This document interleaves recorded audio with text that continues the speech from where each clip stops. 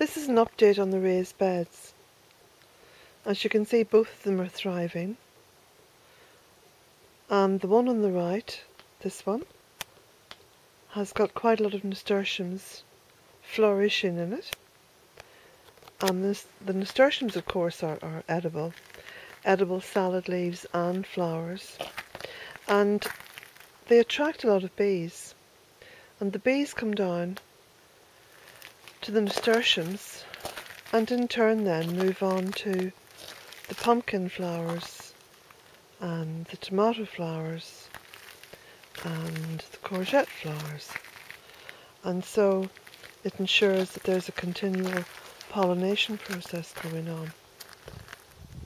There's lots of other little insects as well, of course, that visit the nasturtium.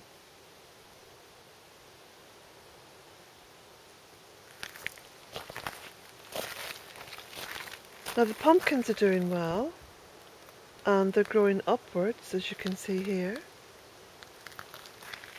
on some of the willow that I saved last year, and they're also growing horizontally down along the ground, as you can see here.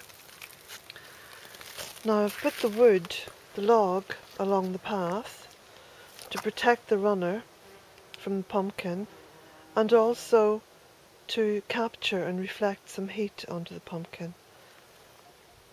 Now this is actually a very warm area because of all the stone and also because of the white gravel. It reflects the heat up. So the beds overall have been very successful. Now this bed, you can see there's lots of sugar snap peas, and that stayed in, well, excellent production since I planted them out. And both beds, of course, were planted out about 7 or 8 weeks ago now. So it's been a relatively short period of time. Now, as well as the sugar snap peas, which again are growing up, supported by the willow that I harvested last year, there's pumpkins, plenty of pumpkins, new ones forming.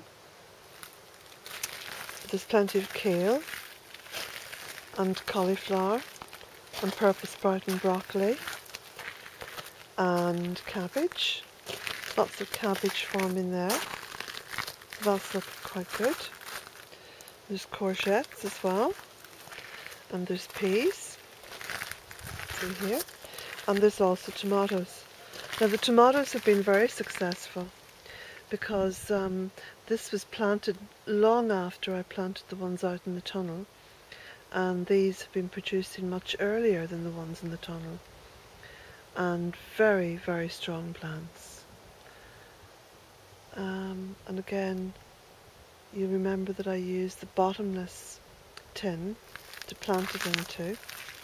Now the tin holds a lot of heat, and it also is white, so it reflects a lot of heat out onto the plant. And the other pots that I've used in the beds, I've cut the bottoms out of those pots because the beds, of course, are new and they're not very deep. So it actually pays to have just a little bit of extra depth for anything that's going to have a vigorous growth to it. And so it has paid off in terms of the peas here, in terms of the courgettes, and definitely for the pumpkins. So I'm very pleased with the way things have gone in these beds. And also, I'll just show you around here. Oh, there's a beautiful bee. Let me see if I can get a close up there. It's gone into one of the nasturtiums. Oh, there it is there, look. There, look at that. Can you see? Going into the nasturtium.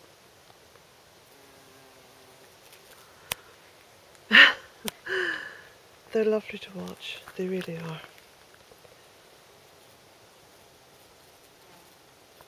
You can just hear them all the time under the leaves. Okay, the other thing I wanted to share with you is the tomato plants that I planted in here. Remember I built the little stone wall, little stone wall bed, and put the compost in and put these tomato plants in, and there you can see they're doing really well. There we go, little tomato plant seeded there, look. So, and they were the ones that I was actually going to put on the compost heap. So, there you go.